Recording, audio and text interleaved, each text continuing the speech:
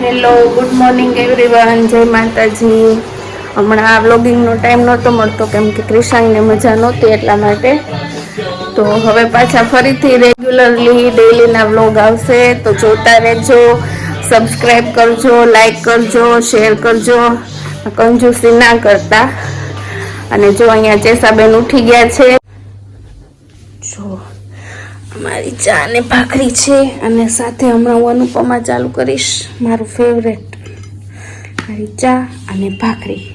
અને ડુગુ છે બ્રશ કરે છે. એન્જલની સ્પેશિયલ ફરમાઈશ છે કે એને ઉપમા ખાવો છે, તો એના માટે હું ઉપમા બનાવું છું. તો તમે જોતા રહેજો બ્લોગને એન્ડ સુધી.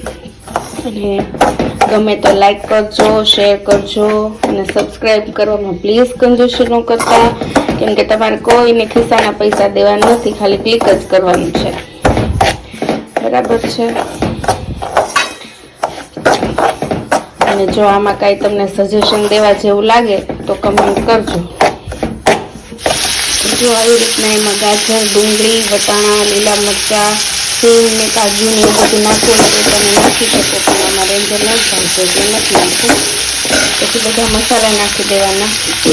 સૌથી પહેલાં મીઠું, હળદર. અમે તમે પ્લેન રાખી શકો ખાલી મીઠાવાળું, પણ અમને મસાલાવાળું ભાવે છે એટલે. અને તીખું ખાવું છે અમારે એટલે સેજ મરચું. બરાબર છે? આટલું બધું નાખી દઈએ એમાં.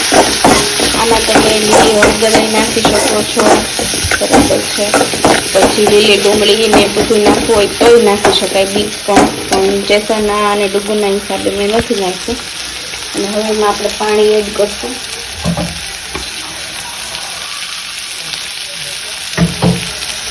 પાણી સારા પ્રમાણમાં જેટલો તમારો રવો છે એટલો એડ કરી દેવાનો, જેનાથી એકદમ મસ્ત બને. નહીં તો એકદમ સૂકો સૂકો લાગશે, જે ખાવામાં તમને મજા નહીં આવે.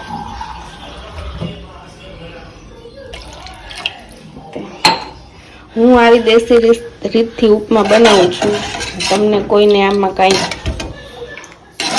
ખામી લાગતી હોય અથવા તો કોઈ બીજી રીતે બનતો હોય તો મને કમેન્ટમાં કહેજો. તમ તારે આપણે એ રીતે પણ ટ્રાય કરશું. ચલો તો મળીએ થોડી વાર પછી. હવે ઉકળી ગયું છે એટલે આપણે એમાં રવો એડ કરતા જશું ને હલાવતા જશું. એટલે હું ફોન બંધ કરું છું કેમ કે એક હાથથી બે મેનેજ નહીં થાય. તો જો ગરમ ગરમ ઉપમા રેડી થઈ ગયો છે, તો હાલો બધા ખાવા. ઉઠી ગઈ છે અને જેસાએ બ્રશ કર્યું. જેસા બ્રશ કર્યું? તો બ્રશ કરો જાઓ પહેલા. જેસાએ બ્રશ કર્યું નથી ને ચા દૂધ પી લીધું છે. અને જો અહીંયા ચા બને છે.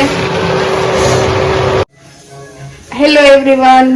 તો હવે 7, 7:15 જેવું થઈ ગયું છે અને આપણી રસોઈનો ટાઈમ થઈ ગયો છે. તો આપણે બનાવીએ છીએ વેજીટેબલ ઉપમ સાથે ગાર્લિક બ્રેડ, ઓકે, અને સાદી ખીચડી. તો ચાલો આપણે સ્ટાર્ટ કરીએ બનાવવાનું. જો આમાં બધું બીટ ને બધું નાખ્યું છે તો કેવો મસ્ત કલર આવ્યો છે. બીટ છે, વટાણા છે, પછી લીલી ડુંગળી છે, લીલું લસણ છે, પછી સૂકી ડુંગળી છે, ટમેટા છે, ગાજર છે, બધું જ નાખી દીધું છે આપણે અને બનાવશે. જો ફ્રેન્ડ્સ, અમારો બીટ સ્પેશિયલ ઉત્પમ રેડી છે અને અહીંયા ગાર્લિક બ્રેડ એ રેડી છે. તો બધાએ ખાય છે, તો હાલો બધાએ જમવા. તો જો જેસા અહીંયા અત્યારે ટીચર રમે છે. એની જાતે જ ફોનને સેટ કરીને પછી એના બેગથી ટીચર રમે છે. બોર્ડ ઉપર બધા શેપ ડ્રો કર્યા છે અને આવી રીતના એ રમે છે ને કંઈક પટપટ બોલ્યા રાખે છે, ખબર નહીં હું બોલતી હોય. તો આપણે એને રમવા દઈએ. મળીએ આવતીકાલના નવા બ્લોગમાં. ત્યાં સુધી બાય બાય.